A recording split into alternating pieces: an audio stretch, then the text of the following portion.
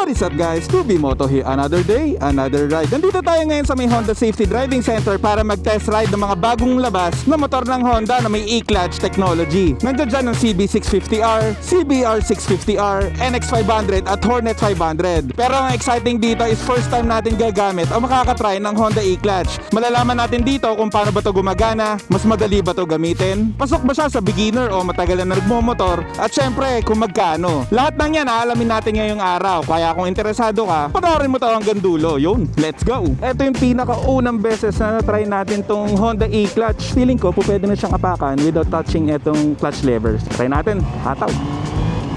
Kahit na gaano ka macho yung motor mo, kung ganito naman yung technology, dahil nga e-clutch to, no, hindi nag-e-engage yung hataw natin ng konti. So wala ka nang gagawin kundi apakan mo na lang. Napakagaling ng technology na ginawa ng Honda dito. Ganda oh, napakaganda oh. Bomba muna tayo. So try natin sa bangkingan. Ayun, ganda. Sobrang stable niya sa kurbada. Ikaw yung mahilig mag long ride, feeling ko ito na yung para sa'yo. Talaga hindi mo malalaman na nakastart siya. Uy! Woo! Ang ganda ng suspension ha. Ang ginagamit natin, electric big bike ng Honda, which is ang WN7. Ang tanong no, magkano kaya ito?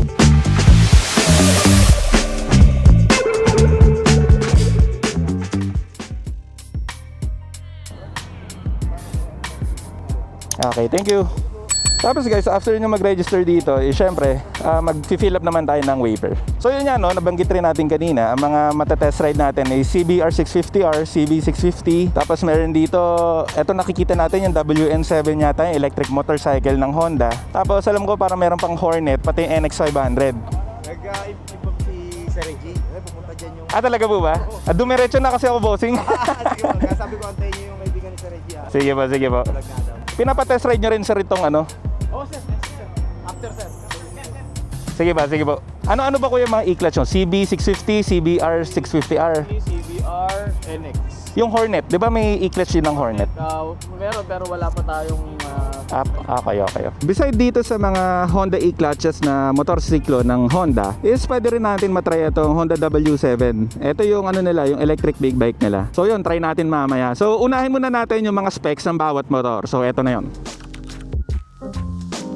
So unahin na natin specs ng NX500 na e-clutch. So sa engine niya is gumagamit siya ng 471cc liquid cooled twin double overhead cam 2-cylinder na may 4-stroke. Max power niya is 49.7 horsepower at 8,500 RPM. Meron naman siya max torque na 44.7 Newton meters at 6,600 RPM. Transmission niya is 6-speed manual with wet multiplate Honda e-clutch. Para naman dito sa front suspension niya, gumagamit siya ng 41mm na inverted Showa na may 4.7 inches sa travel. At para naman dito sa brake niya, is gumagamit ng dual disc na may 296mm. Syempre may ABS din. Para naman sa gulong natin, ang stock tires niya is 110, 80, 19 inches. Pagdating naman dito sa rear suspension natin is gumagamit siya ng monoshock na may 5-stage preload adjuster. Sa brake naman niya is may single lang na 240mm disc. Syempre may ABS din. Sa rear naman niya, gumagamit siya ng gulong na 160, 60, 17. Ground clearance na 181mm. Fuel capacity na 7.7 liters. Fuel consumption naman na 29.9 kilometers per liter. Sa seat height naman natin, meron tayo 835mm. Gumagamit rin ng LED light, yung headlight, pati yung tail light. Para naman sa kabuuang bigat na itong bike na to, meron tayong 200 kilograms. Mabibili nyo lang tong NX500 na may e-clutch na sa halagang 420,000 pesos. Tuloy tayo sa kabila.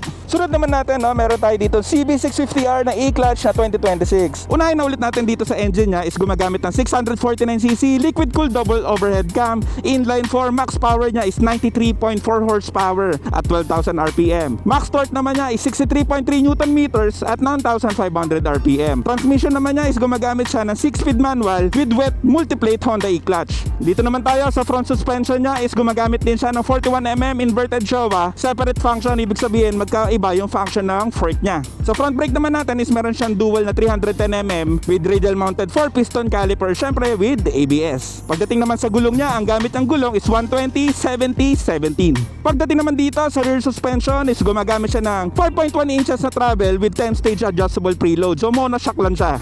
Yan Pagdating naman dito sa rear brake is gumagamit siya ng single 240mm na disc brake with ABS. Pagdating naman sa gulong niya is gumagamit siya ng 180, 55, 17 inches. Sa kabuuang bigat naman netong CB650R is bumibigat siya o tumitimbang siya na 205.4 kilograms. Sa fuel capacity naman natin, meron siyang 15.4 liters. Fuel consumption naman natin is 20.9 kilometers per liter. Para naman sa seat height natin, meron tayong 810mm. Tapos sa ground clearance naman natin, meron tayong 148mm. So ito naman, no, CB650R is mabibili nyo sa halagang 565,000 yung e-clutch na yun. So yun. Sunod naman yan, no, syempre hindi mawawala itong CBR650R ng Honda, which is ito yung sports bike nila. At syempre, equipped rin ng e-clutch. So mabilisan lang, no, engine niya is gumagamit siya ng 649cc liquid cooled double overhead cam na may inline 4 din. So max power niya is 93.8 horsepower at 12,000 RPM. Max torque naman niya is 63 Newton meters at 9,500 RPM. Pagdating naman sa transmission niya, meron siyang 6-speed manual with Honda e-clutch. Sa harapan naman natin, front suspension is gumagamit din siya ng 41mm inverted Showa na separate function din. Tulad ng CB650 is magkaiba yung function ng left pati right na front shocks niya. Sa front brake, syempre may dual na 310mm disc with radial mounted 4-piston caliper at syempre ABS. Sa front tire naman niya is ang stock niya is 120, 70, 17 inches. Pagdating naman dito sa likod, no, is gumagamit siya ng monoshock with adjustable na preload. Sa rear brake naman natin, single lang, which is 240mm na disc. Sa rear tires natin is gumagamit siya ng 180, 55, 7 inches. Sa kabuuang bigat na itong CBR650R is meron siyang bigat na 210 kilo. Sa fuel capacity naman, meron siyang 15.4 liters. Seat height naman natin is 810mm. Ground clearance naman natin na 130mm. Siyempre, gumagamit din siya ng display na 5 inches, full color TFT display na may Honda Road Sync. So, ang tanong ulit, mabibili nyo itong CBR650R na may e-clutch sa halagang 594,000. So, good morning po sa inyong lahat. Ako po si Paolo Salentes, isa po sa mga senior instructor. Kasama ko po si Sir Lawrence, no? During the test ride po, isang line lang po tayo, single file. Observe at least 2 motorcycles in between, no? Iwasan pong huminto kung saan-saan. At the same time, observe yung iwasan mag-overtake doon sa sinusundan yung kapwa nyo test rider. And ang priority po natin dito sa facility is mga learners natin. Hindi po exclusive yung ating area today for the test ride. May mga kasama po tayong mga learners. Yan, kaya po nila. I-discuss ko lang din yung features ng Honda Big Bikes, which is yung e-clutch. So sa e-clutch, more on mga matetesting yung motor ay mga e-clutch po. Paano po ba nangyayari yung e-clutch? Motor po natin, manual po ito. Yung e-clutch, even without using the clutch lever, pwede po tayong makapag-upshift and downshift ng ating motorcycle. And pag on nyo po ng meter panel, kapit kayo para makita nyo po. Kaya, pag naka-on po yan or naka-green light po yan, ibig sabihin, naka-engage na po yung e-clutch. So, wala pong button na on and off manually yung Pero kung ayaw natin yung e-clutch, meron sa settings na ipapatay natin. Every time na ino-on, off on yung ating motor, naka-on lagi yung e-clutch. Gusto nyo i-off, punta kayo sa settings, kita nyo yung e-clutch, and then off nyo lang. Off na po yan. So wala na yung e-clutch indicator. Pero pag in-off nyo po, yung susi or yung ignition, babalik po yan siya. For example, gusto nyo ring ma-off yung e-clutch natin, clutch lang kayo. Pag nag-clutch kayo, nag-first gear kayo, off na siya. Okay? So ngayon, pag nag-let go ka ng clutch, manual yan. Magsa-stall siya. For example, nag-moving off kayo using the clutch, babalik po sa default yung e-clutch. Pag binitawan nyo na siya, umaandar na kayo, babalik sa default. Every time yung clutch, kina-clutch in nyo yung lever, yung clutch lever, now off yung e-clutch, bumabalik siya sa manual. Pero once na continuous yung momentum nyo, continuous yung traversing nyo, babalik siya sa e-clutch. Siguro mga 5 to 10 seconds, babalik na siya. Opo, basta po continuous yung momentum nyo. For example, nag-first gear ka, umandar ka na. Nag-shift ka ulit, nag-clutch ka. Pag let go mo ng clutch, babalik na yon. Pwede ka nang mag-upshift ulit. For example, hindi na appropriate yung speed nyo para dun sa gear. Meron po kayong indicator na makikita na you need to downshift. Merong dyan. Yan, nakikita nyo po yan. It means kailangan nyo mag-downshift. Kumbaga, lang po, to simplify, tunutulungan lang kayo yung maging mas hindi mapagod, especially kapag traffic, di ba? Yun yung common pagod pag manual yung gamit ng motor, especially big bike. To lessen yung pagod using the clutch, yun po yung tulong ni e-clutch. Opo, yes, meron po tayo doon, ayun sir. So, Meron hindi siya po siya. parang electronic. Hindi po na siya parang electronic. button. Talaga physically hindi makakapagpahinga. Yes.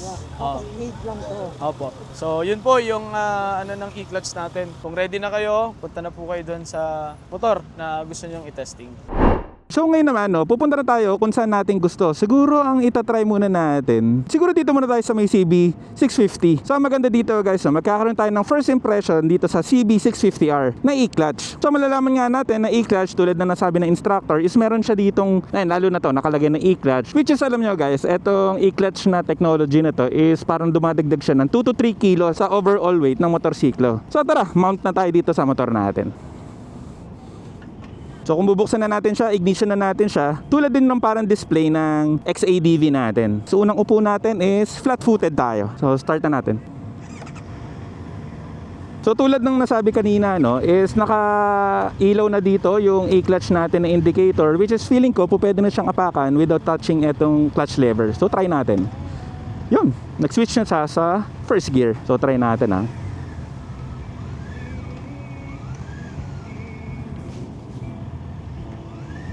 Yun, first impression natin guys, biglang kumikick in kaagad. Hindi tulad ng yung naka-clutch ka lang. Yun ang lakas kaagad ng power niya. Kasi pag ginagamit natin yung clutch is dahan-dahan pa natin nire-release. Pero pag dito kahit na nakatigil is malakas kaagad. Ayun try natin, hataw. Third gear, fourth gear. Tapos try naman natin yung auto blip o yung downshift. 3 2. Yun, first time natin mag e-clutch. Ganito pala pakiramdam. Tapos sa handlebar niya, medyo mabigat siya kumpara sa mga na-try natin na motor.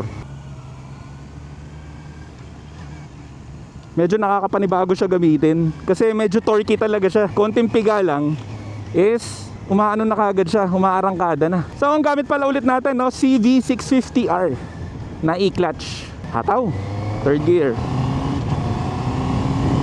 fourth gear, fifth gear, brakes, downshift. Yan, siguro mga makadalawa, tatlong ikot ka lang dito, medyo okay na magagamay mo na. So ito yung pinakaunang beses na na-try natin tong Honda e-clutch. Actually ito rin yung CB650R, ngayon lang din natin siya na-try. Medyo nahihirapan ako lumiko ng pag sa mga tight turns, parang ang bigat ng manibela niya. Pero kung gusto mo ng power, talagang bibigyan ka ng power Ang lupit Pagdating sa braking try natin. Front brakes, okay naman. Ingat lang tayo mag-brakes dahil may nasunod sa atin. So kahit ganyan ulit, hindi tayo gagamit ng clutch. So ang gagawin lang natin, down gear natin. Yan, tas hataw natin. Kurbada. Parang nagkaroon siya ng delay dun Parang siya nagkakaroon ng delay sa una. O natatakot lang ako pumiga. So sa mga gusto magbalak dyan mag CB650R is walang problema, napakaganda. Medyo ang nararamdaman ko lang medyo sumasakit yung yung braso ko.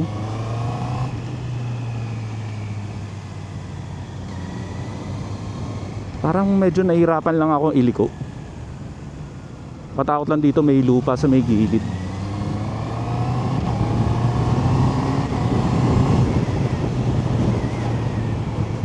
Okay, downshift, fourth gear, third gear, second gear. Tapos yung pag-switch pala niya, down gear o magdadagdag ka ng gear, is hindi siya masyado nagjo-jerk. Sobrang lambot lang niya, sobrang smooth niya. Dito lang talaga ako nahihirapan sa part na yun.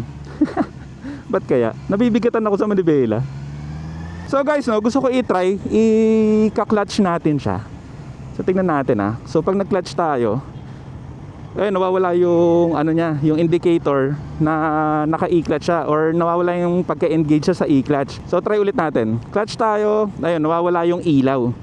Pag nag-neutral, automatic pupunta siya sa default setting niya na naka-e-clutch ulit o naka-engage siya sa e-clutch. So para sa akin okay na okay. Kahit na gaano ka macho yung motor mo, kung ganito naman yung technology, para mas mapapadali ka. So yan, tignan natin yung ibang motor naman.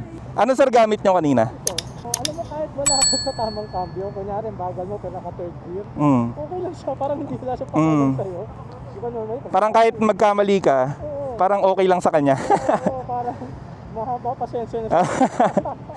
So guys, next naman natin na itatry itong NX500, which is e-clutch din siya syempre. Sa unang tingin natin, no, yun nga, para siyang adventure touring na bike. Yun nga, naka-e-clutch siya, so meron siyang ganito, ng katulad dun sa may CB650 din kanina. Yan, ignition natin, same din, 5 inches na TFT display. Yan, same na same rin dun sa Honda XADV natin. Tapos kung mapapansin pala guys, no, ngayon ko lang din na-try, dahil nga e-clutch to, no, hindi nag-e-engage yung clutch niya. So napakalambot ng clutch niya.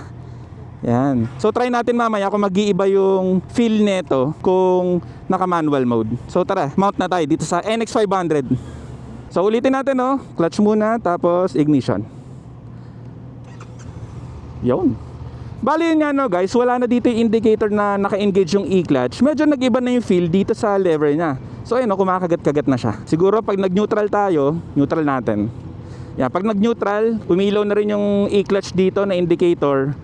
Oh, napakalambot na ng left lever natin. Hindi na tayo magka-clutch, diretso apak na tayo. Yun. Wala man lang siyang ka-jerk-jerk, no? Sobrang tuloy-tuloy lang. So first impression natin dito sa NX500 is ang tayo natin. Yun nga, no, nakalimutan ko. Ang height pala natin is 183 cm. So eto, medyo flat-footed pa rin tayo. Pero parang saktong-sakto lang sa akin eh. So tara, let's go. Yan, yun nga, tulad ng sabi natin o tulad ng naranasan natin kanina sa CB is naka-engage kagad yung Primera. So mangyayari, no, sobrang ano niya, sobrang responsive niya. Yun nga, hindi katulad ng naka-Primera ka tas dahan-dahan mo nire-release yung clutch lever. So kahit medyo mapapiga ka sa throttle o magkamali ka sa throttle, at least dinadahan-dahan mo mabuti yung pag-release sa clutch lever. Pero pag dito, no, medyo ano kagad siya, kagat-kagad. Tapos ang napansin ko, medyo agile siya. Hataw natin ng konti. Second gear. Yan, no? May bato pa rin siya. Downshift tayo. Kung natatanong nyo rin pala, no guys, hindi tayo masyado naninibago sa paggamit ng e-clutch. Ngayon ko lang din pala napagtanto. Dahil kung naalala ninyo guys, no, meron tayong Kawasaki ZH2 na naka-auto blip, pati quick shifter. Ang pinagkaiba lang nila is mag-shift ka nga sa Primera doon sa Kawasaki ZH2 natin. Parang walang way na pwede kang tumapak lang kagad para magpalit ng gear. So dito sa NX500, yun yan, naka Honda e-clutch siya na technology. So wala ka nang gagawin kundi apakan mo na lang. So lalong lalo na dito sa motor na to, no, is adventure touring. So ano pa yung ikakapagod mo sa motor na to? Position natin is medyo upright. Tapos sa ano natin, ergonomics natin, okay na okay. Para sa height natin, pantay na pantay. Yan, hindi ako nagpapalit ng gear. Third gear pa rin. Sarap niya gamitin. Tapos alam ko, ang presyo nito is budget friendly pa siya. Hataw natin, third gear. Tapos brake test tayo. Front brakes ang ginagamit ko. Downshift. Walang ka-jerk-jerk. Solid. So yun nga, ang ginagamit natin ngayon is yung Honda NX500 equipped with e-clutch. Tapos alam ko medyo tipid pa to sa gasolina. Ay, kumpara dun sa na-test ride natin kanina, which is yung CB650R, is mas agile to. Mas madali siya iliko. Tapos mas madali makabisado yung braking system niya. Alam mo kung saan yung point na kailangan mo lang para sa kurbada. Para kahit papaano, hindi siya magfu-full stop, hindi rin siya magiging jerky. So ayun. So i-try naman natin, no? Mabilisang shift naman. 2, 3, 4, 5, 6. Ayun, naka 6 gear. Tapos hindi ako magka-clutch, ha, hihinto. Sinasabi niya na mag-downshift ka. So try natin, downshift hanggang makaabot tayo sa 1. Yun, walang problema. Solid. So para patayan, syempre, kill switch. So yun nga, no, first impression natin para dito sa NX500 is medyo agile siya. Masarap siya gamitin. May konting feel siya na parang pagka Honda XADV natin. Tapos yun nga, sa e-clutch naman natin is ang galing niya kasi para siyang ano eh, kumpara sa aeroplano, para siyang may co-pilot ka na tinuturuan ka niya na mag-shift ka na pababa o mag-downshift ka, mag-upshift ka. Napakaganda, napakagaling ng technology na ginawa ng Honda dito. Panalong panalo. Yan, next naman natin itong CBR650R, which is equipped din syempre ng Honda e-clutch. So first impression natin, no, yun nga, medyo nakayuko siya. Tapos yung handlebar niya is nakaganon, hindi siya yung tuwid, hindi siya nakataas. So medyo nakayuko ka ng konti. So try natin start, ignition natin. So hintayin lang natin yung logo. So tulad nun sa mga na-try natin kanina, is itong clutch lever niya is napakalambot. Kasi nga siguro naka-engage na kagad yung e-clutch niya. So try natin start. Yun, ganda oh. Napakaganda oh. Angas, tas parang napakalapad niya. So first time din natin ulit gagamit na itong Honda CBR 650R na naka e-clutch. So habang nag-iintay, no, bomba muna tayo. Neutral tayo, bomba. Try natin bomba. Grabe, ang pino ng tunog. Ang ganda. So sa height natin na 183 cm, ano pa rin tayo? Flat-footed pa din. So halos lahat naman yata ng motor dito, flat-footed tayo. Medyo may katangkaran kasi tayo. So ulit, kanina, hindi na natin kailangan mag-clutch. Gagawin na natin is diretso gear na tayo. So try natin. Yan, first gear. So medyo meron siyang play, no? Mga half inch. Ganda ng tunog na ito. Solid. Magaan. 11. Maganda siya pag matagal kasi pag long ride hindi masakit sa leeg. Okay, ready? Sige po. So ngayon try naman natin tong CBR 650R. Sunod lang tayo dito. Yan, second gear tayo. Sarap. So try natin sa bangkingan. Ay, ang ganda. Parang ano siya, sobrang stable niya sa kurbada. Basta tama lang yung piga ng throttle mo. Try natin. Downshift. Ay, ang sarap. Woo! Second gear entry tayo sa kurbada. Hataw tayo. Woo!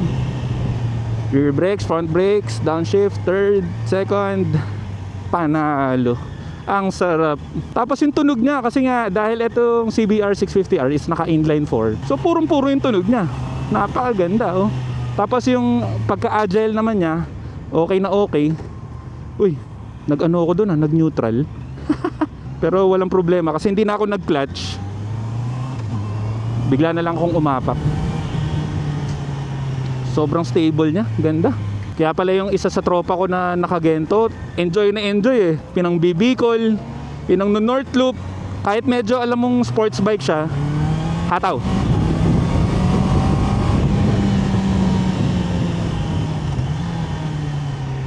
Yun, sarap. So yun nga, ang e-clutch talaga is tumutulong siya para maging co-pilot mo.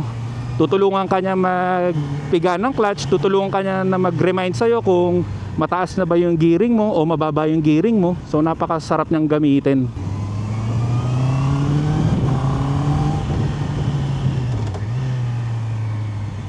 Try natin yung pagka-agile niya.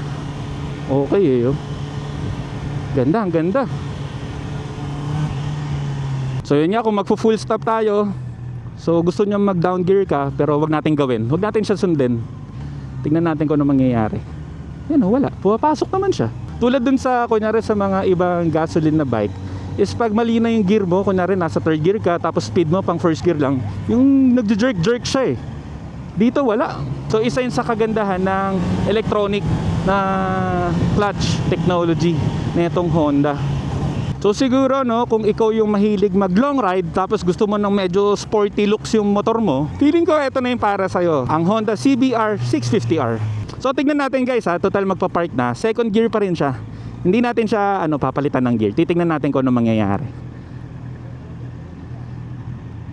So ganun pa rin siya, nag-i-indicate pa rin siya ng 2. So dapat daw i-down natin or ibaba natin yung gear. Yun. Tapos neutral natin. Alright, patay na natin. So ayun guys, ang Honda CBR 650R. Punto naman tayo dito sa isa sa pinagmamalaki ng Honda, which is yung electric big bike nila na Honda WN7. So pagdating dito sa engine nila is gumagamit siya ng liquid cooled electric motor. Tapos may max power to na 67.5 horsepower. May max torque naman tayo na 100 Newton meters. Max speed naman na 129 kilometers per hour. So battery niya is gumagamit ng lithium ion. Tapos may battery capacity naman siya na 9.3 kilowatt. Tapos may range siya na 144.1 kilometers. Pagdating naman dito sa may front suspension niya, gumagamit siya ng 41mm na inverted Showa fork. Sa front brakes naman natin is gumagamit siya ng dual na 296mm na disc, 2 piston caliper, syempre may ABS. Sa front tire naman natin is gumagamit siya ng 120/70/17 inches na gulong. Pagdating naman dito sa may rear suspension natin is gumagamit siya ng ProLink monoshock with 5-stage preload adjuster. Tapos pagdating naman dito sa brake niya is gumagamit naman siya ng single na 258mm disc na may mono piston caliper lang. Pagdating naman sa gulong natin is gumagamit tayo ng 150/60/17 inches na gulong. Pag pinag-usapan naman natin yung bigat bigat nitong WN7 is tumitimbang siya na 217 kilo. May ground clearance siya na 140mm. May seat height naman tayo na 800mm. Pagdating sa ilaw niya is gumagamit ng LED sa headlight. Gumagamit rin ng LED dito sa taillight. Puntahan naman natin dito sa TFT niya is gumagamit din ng 5 inches na display with Honda Road Sync. Siyempre kung matatanong ninyo no, kung magkano ba itong WN7. So yun nga, ang sabi sa atin is sa September pa daw lalabas yung SRP nito. Bale yan no guys, girap lang tayo para matry naman natin itong Honda WN7 ng Honda. Electric bike nila, electric big bike. Yan oh, ganda. Ang ganda ng ano, hugi, sobrang parang aerodynamic niya. Okay po siya, ito po yung kanyang ignition. Ah, okay. Pipindutin lang po natin sir. Then mag-open na po siya. Na sir, sakyan nyo po siya sir. Bali, hindi siya mag-start na naka-side start sir eh. Tanggalin nyo po side stand. Then may mag-indicate po dito na push start sir. Yan sir. Saan nag-indicate? Ah, ito. Okay. Tapos push start lang natin. Yan sir, ready na po siya sir. Talaga hindi mo malalaman na naka-start siya unless hindi ka titingin dito, no? Po sir. May 4 riding mode po siya. Standard, Sports, Econ, and Rain po. Standard, Sport, Econ, and Rain. So, 4 yung mode niya. Ayos. So, pakiramdaman ko muna yung throttle niya. Ah, okay. So, nasa standard lang siya ngayon, bossing, no? Okay. Yan, so first impression natin, may kabigatan din siya kahit papaano. Pero yung bigat niya is tamang-tama para makapag-balance ka na maganda. So, tara, sunod tayo kay instructor. Yan, no, pumipiga na tayo sa kanya. So, wala na tayong intindihin kundi imaneho siya. Napaka-slick nung design niya. Nakakatawa. Braking niya medyo malalim. Nakakapanibago dun sa mga na-try natin kanina. So etong electric motor vehicle na to, no, is pwede siya sa expressway. Tapos yung tayo naman natin sa kanya, medyo parang pang sports bike yung pormahan niya ng konti. May tunog siya ng konti, no? Parang may umuugong sa kanya. Uy, ina, nakatakot yung torque. Try natin dito sa may straight yung torque niya. Uy. Woo! Umabot ako ng 75 ba? Tama ba? Nakakatawa. Ang tahimik niya, sobra. Parang bigla mo nalang maririnig yung hampas ng hangin. Ayun no, pati pag binira mo siya, may maririnig ka sa kanya na parang humming eh. Whoop, ganun eh. Actually, naka-ano pa daw standard mode. Paano pa kaya pag naka-sports mode na to? So ulit, ang ginagamit natin yung electric big bike ng Honda, which is ang WN7. Ang ganda ng suspension ha. Bumabaon siya pag sa kurbada. So try ulit natin yung torque niya. Tignan nyo na lang yung kamay ko. Oh. Woo! Solid. So pagdating naman sa side mirrors, no, gumagamit siya ng bilog na side mirror. So hindi ko alam kung stock siya, tapos bar end. So sa kaliwang side ng handlebar natin is parang sa Honda XADV din natin, pati pala sa kanan. Almost parang same lang sila ng itsura. Woo! Napaka-solid naman na itong bike na to. Ang tanong no, magkano kaya to? Wala pa daw kasing price eh. So lalabas ang price daw nito is sa ano pa? Sa September. Tingnan nyo guys oh. Boom! Sarap ihataw. Ang tahimik niya. Tapos yung parang futuristic yung tunog. Parang ano, spaceship. Tingnan nyo ha. Oh. Boom. Lakas din ang preno ha. So try pala natin yung preno sa likod. Hindi pala natin natatry. So preno lang tayo sa likod. Okay din eh oh. So syempre walang bomba dito. Tapos ang smooth niya oh. Ito yung ginagawa ko sa throttle oh. Tapos sobrang smooth niya oh. Pero yun nga lang, ang napansin ko no, habang nagto-turn is parang may mabigat siya ng konti. Mabigat siya. Siguro dahil sa battery. Try natin. Woo! Nababanking ko na rin oh.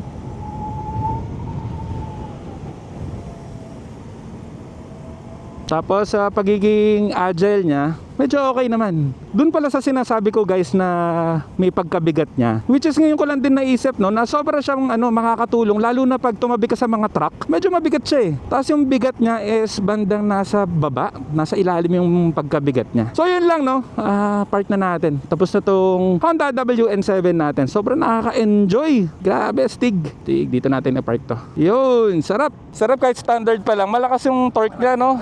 Oo. Pero yung acceleration niya dahan-dahan pero mabilis talaga. Ang galing. Paano siya pinapatay bossing? Ganun din. Tapos yung ignition na lang no. Okay, thank you. Yan, so guys, natapos na natin yung pag-test ride sa mga Honda E-clutch na motor ng Honda. So ngayon no, time check tayo. 12:12 na ng tanghali. Medyo napakainit na. So biyahe muna tayo pa uwi. Boss, thank you. Yan, palabas na tayo dito sa may Honda Paranaque no. So sa mga naghahanap din ng mga Honda big bikes dyan, is try nyo na rin dumaan dito sa Honda Big Bike Paranaque. So nandiyan lahat ng mga nakita nyong bikes tulad ng NX500, CBR 650, CB 650. So nandiyan lahat. Bale yun, pag-usapan lang natin ng mabilisan kung ano yung mga na-test ride natin. So unang-una na-test ride natin yung CB 650R, which is yun yung parang may retro classic na design na naka 4 cylinder. So isa yun sa mga pinaka mabenta yata motor pagdating sa big bike ng Honda. So unang try natin sa kanya no is doon din tayo nabinyagan dahil first time natin gumamit ng e-clutch, tapos doon pa sa CB 650R. So napakagandang experience yung naranasan natin doon dahil parang wala na eh. Parang automatic na rin pero hindi siya automatic, hindi rin siya manual. So nasa gitna talaga siya ng pagiging automatic pati manual na motor. Sunod naman natin na try doon yung NX500, which is yung adventure touring. Napakaganda din ng motor, ganda ng handling, ganda ng suspension, comfortability, power, acceleration, braking, lahat napakaganda. Pangalawa pa dyan is yung price niya, napakamura lang, napakatipid. So ano siya, budget friendly na bike. Tapos pwede mo pa ipang long ride, so pwede mong dalhin kahit saan. Pangatlo naman na na-try natin pero hindi e-clutch no, yung electric big bike naman, which is yung WN7. At first time natin nakatry ng ganung bike. So sa first impression natin no, ang ina-anticipate ko, ang ina-expect ko, baka masyado magaan, baka ganyan. Pero nabansagan nga siya na big bike na electric. Para sa akin nung nagamit ko na siya is approve naman ako dahil sa bigat niya. Actually parang gento rin siya kabigat. Tapos sa power naman niya, walang masasabi. Yun nga lang, no, sanay tayo sa medyo may tunog na makina. So malalaman natin kung umaandar ba. So ang pinaka-safety lang doon, no, ang pinaka-safe lang doon is dapat, kunyari titigil ka na gento, no, hindi ka nagpapabaya sa throttle mo. Ibig sabihin, dapat anong meron? Parang may sumabit yata na truck doon sa may harapan. Ito yung nagkukos ng traffic para nahihirapan yung trailer na pumasok doon. Nakaangat na yung gulong niya sa may harapan, no? Angas. May nakaharang kasi doon na truck, kaya hindi maka-atras to. Sana inalis na lang muna, no? Bago dumating tong malaking to. Abale, haba na ng traffic.